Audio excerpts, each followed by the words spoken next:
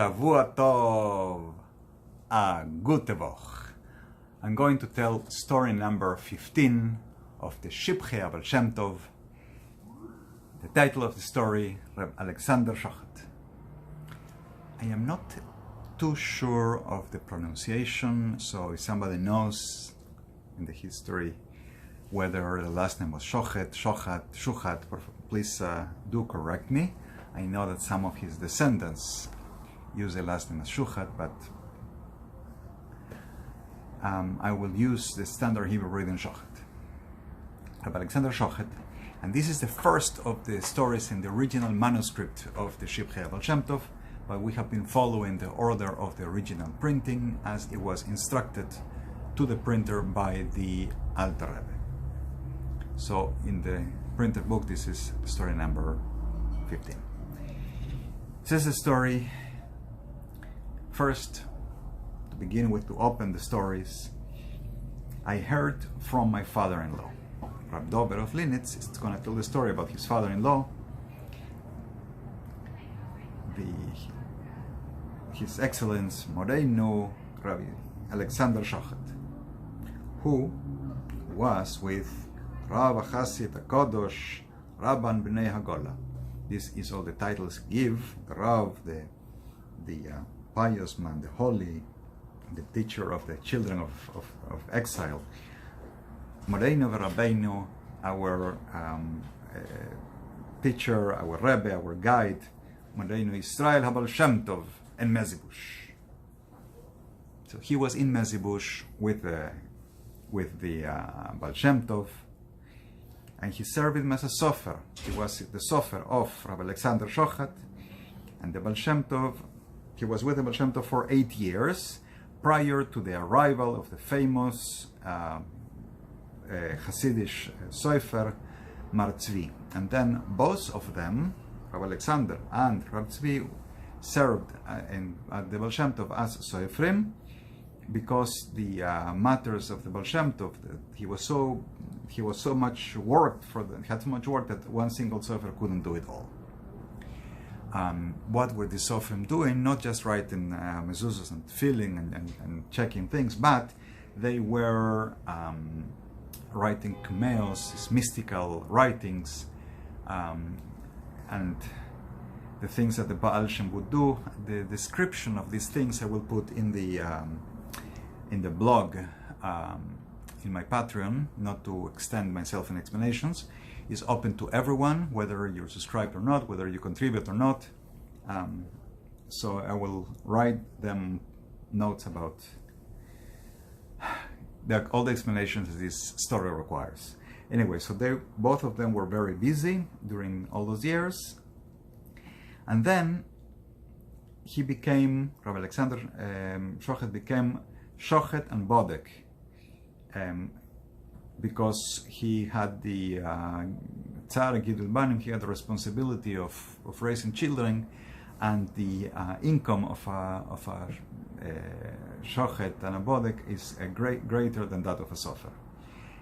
Shochet is he who slaughters animals for kosher meat consumption, and a Bodek will inspect the meat after to make sure it is indeed kosher.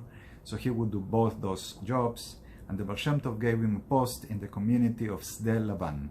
Sde Laban is Bilat Tzarka, today in western Ukraine. And then he was a Shochet in the community of Brodichov, a very Jewish city. And then, in his old age, the Baal Shem Tov gave him a letter to take it to the Rav Mar HaGadol, the great luminary of the community of Nemirov. It means the Rav Yaakov Yosef of Polnoi, elsewhere to tell his story, the author of Sefer Tolos Yaakov Yosef and other books. So he comes with this letter from the Baal Shem Tov, and Rav Yaakov Yosef gave him the post of Shochet and Bodek in his community. Okay, now I heard quite a few times, says Rav Dover, the author of the story, from the above mentioned Rav Yaakov Yosef of Polnoi, may God bless him and concede him peace, that he told my father-in-law, Rav Alexander Shochet, bederech musar, in a moralistic rebuke way, during Shalashis, during the third meal of Shabbos. Zachor ma she'amar haBaal Shem Tov elecha. Remember what the Baal Shem Tov told to you. What did the Baal Shem Tov tell him? What's going on? So the Baal Shem Tov tells the following story. Once, I was ascending up to Gan Eden, and a great multitude of Jews was coming with me. And as I was coming closer to the upper echelons of the heavens, less and less people will be left. The people will be left behind. They didn't dare come so high up. Until I arrived to the Etz HaChaim, to the Tree of Life, and very few were left with me. And you too, Sendril, says the Baal Shem Tov to Rabbi Alexander. Sendril being a term of endearment. I saw you among them, and you were left hinterstellig. You were left standing behind. You didn't dare come all the way to the Etz HaChaim, to the Tree of Life.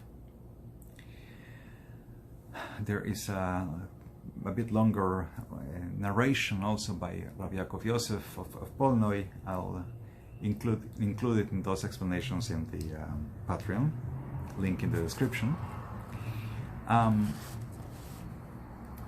Now, Rabbi Alexander Shochet, in his right hand, his nails did not grow the normal way. They had the nails growing from the root, where the normal root would be, and then there was a small space of empty flesh, and then toward the tip of the finger the nail will grow again, like a separate root, and it will grow again.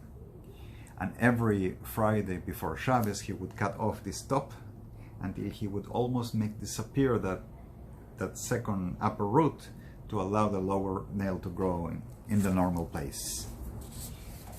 How did it happen that he got this strange double growth? So once the Baal Shem Tov sent him to take care of a mishuga, of a crazy person, with his arts of mystical sofer, he was able to ride the kmeos to take out the possessive spirits out of this crazy person.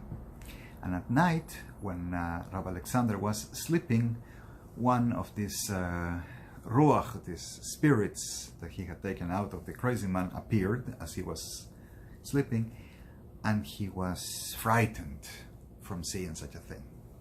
So, to protect himself, Rabbi Alexander mentally drew in the folds of his finger the names of Shem in a mystical manner that he saw in certain holy books.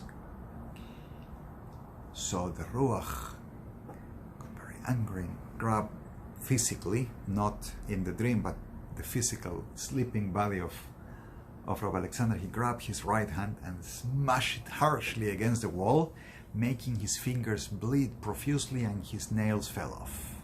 When they grew back, they grew in the way that we described already. The Baal Shem Tov came and told him, "Were you afraid? You should not be afraid, you should not fear, you should not let it control you." And that's the story. I'm in the process of translating all the stories. There are translations into English, but into Spanish, and editing them for, Bezrat Hashem, God willing, publishing them, putting them out in printing. All of this takes time and effort, let alone it will cost money. So those who wish to give a donation in the Patreon, please do so, link in the description. And hope to see you next week. Please give a like, subscribe, share, tell your friends, tell Baal Shem Tov stories, and invite you to come next week. Shavua Tov, a gute Woche.